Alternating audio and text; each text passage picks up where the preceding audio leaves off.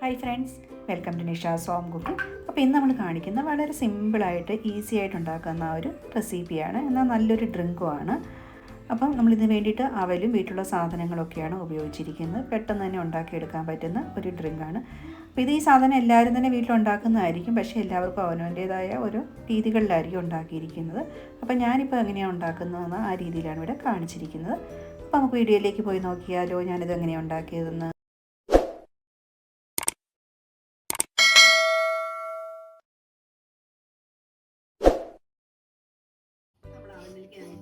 അരക്കപ്പ് അവൽ എടുത്തിട്ടുണ്ട്. ഇത് നമുക്കൊന്നൊരു 5 മിനിറ്റ് ഒന്ന് റോസ്റ്റ് ചെയ്തെടുക്കാം. ഡ്രൈ റോസ്റ്റ് ആണ് ചെയ്യുന്നത്. പ്രത്യേകിച്ചൊന്നും ചെയ്യേണ്ടത്, അടുപ്പത്ത് വെച്ചിട്ട് ഒന്ന് ചൂടാക്കി എടുത്താൽ മതി. ചൂടാക്കി എടുത്തപ്പം കൈ വെച്ച് ഇങ്ങനെ പൊട്ടിക്കുമ്പോഴത്തേക്കും ഇങ്ങനെ ജസ്റ്റ് ഇങ്ങനെ ഒച്ചയോടുകൂടി നമുക്ക് കാണുവാണെങ്കിൽ ഇപ്പോൾ റെഡിയാണ്. അപ്പം അതിൻ്റെ എടുത്ത് ഞാനിപ്പോൾ ചൂടാക്കിയത് നിർത്തുവാണ്. എന്നിട്ട് ഒരു പാത്രത്തിലോട്ട് ഇടുവാണ്, അല്ലെങ്കിൽ ഇന്ന് കരിഞ്ഞു പോകും. ഇതുണ്ട്, ഇതുപോലത്തെ പീനട്ട്സ് എടുത്തിട്ടുണ്ട്. ഞാൻ ഓൾറെഡി വറുത്തതിൻ്റെ തുണിയൊക്കെ പൊളിച്ച് കളഞ്ഞിരിക്കുന്നതാണ്. നമുക്ക് ജസ്റ്റ് ഒന്ന് ചൂടാക്കാനായിട്ടാണ്. 2 മിനിറ്റ്സ് ഒന്ന് ചൂടാക്കി എടുക്കാം. ഇത് നമ്മളൊന്ന് ചൂടാക്കി എടുത്തിട്ടുണ്ട്. അപ്പോൾ അത് ഞാനിത് മാറ്റി വെക്കുവാണ്.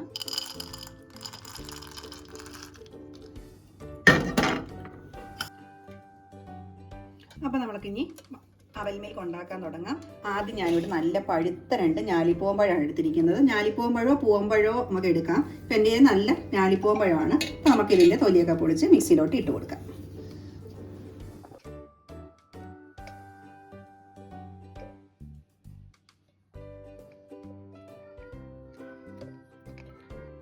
ഇനിയിപ്പോൾ ഇതിനകത്തോട്ട് നമ്മൾ ചേർത്ത് കൊടുക്കുന്നത് മിൽക്കാണ്. ഇത് ഞാൻ ഫ്രീസറിൽ വെച്ച് തണുപ്പിച്ചിട്ട് നല്ല ചിൽഡായിട്ടുള്ള മിൽക്കാണ് എടുത്തിരിക്കുന്നത്. 1 മണിക്കൂറെങ്ങാനും നമ്മളിത് തണുപ്പിച്ചാൽ മതിയാവും.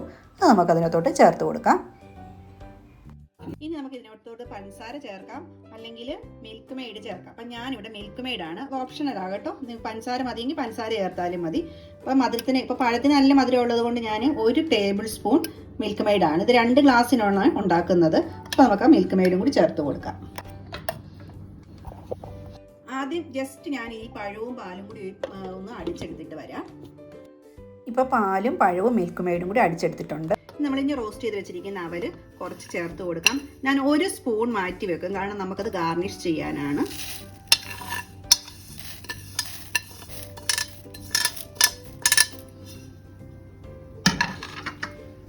അതുപോലെ തന്നെ റോസ്റ്റഡ് നട്ട്സും 1 സ്പൂൺ കുറച്ച് മാറ്റി വെച്ചിട്ട് നമുക്ക് റോസ്റ്റഡ് നട്ട്സും അതിനകത്തോട്ട് ഇട്ട് കൊടുക്കാം. നമുക്ക് ഇഷ്ടമുള്ള നട്ട്സ് ചേർക്കാം കേട്ടോ. ഞാനിവിടെ പീനട്ട്സ് എടുത്തു എന്നുള്ളതേ ഉള്ളൂ. ഇനി ഞാനിതോട്ട് ചേർത്ത് കൊടുക്കുന്നത് 1 സ്പൂൺ ഹോർലിക്സ് ആണ്. അത് നിങ്ങൾക്ക് ഇഷ്ടമുള്ള ഏത് വേണമെങ്കിലും ചേർക്കാം കേട്ടോ. ഹോർലിക്സോ വേറെ ഏത് രീതിയിലുള്ള ഡ്രിങ്ക് വേണമെങ്കിലും ഓപ്ഷനിലാവട്ടോ, ചേർക്കാം. ഇനി നമുക്കിതെല്ലാം കൂടി നല്ലപോലെ ഒന്നും കൂടി അടിക്കാം. അപ്പം അവലിനകത്ത് ഒത്തിരി അങ്ങ് കുഴച്ചായിട്ട് അടിക്കുന്നില്ല. എന്താ പറയുക, ജസ്റ്റ് ഒന്ന് മിക്സ് ആണ് രീതിയിൽ ഒന്ന് അടിച്ചെടുക്കത്തുള്ളൂ.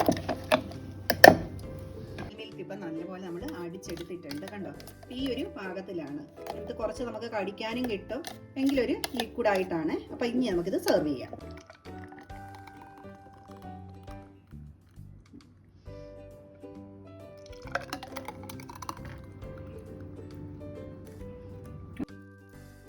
ഇനി നമുക്ക് നേരത്തെ എടുത്ത് വെച്ചിരിക്കുന്ന റോസ്റ്റഡ് അവലും പിന്നെ നട്ട്സും ഒക്കെ കൂടി എടുത്തൊന്ന് ഗാർണിഷ് ചെയ്ത് ഒന്ന് ഡെക്കറേറ്റ് ചെയ്യാം. പിന്നെ അതിൻ്റെ പുറത്ത് ഞാൻ ഇച്ചിരി പിള്ളേർക്കൊക്കെ കൊടുക്കുമ്പോഴത്തേക്ക് ഇച്ചിരി ചോക്ലേറ്റ് സിറപ്പൊക്കെ ഒഴിക്കുവാണെങ്കിൽ നല്ലതാണല്ലോ. അപ്പോൾ ഞാൻ ഇച്ചിരി ഹാർഷീസിൻ്റെ ചോക്ലേറ്റ് സിറപ്പും കൂടി ഒഴിച്ചിട്ടുണ്ട്.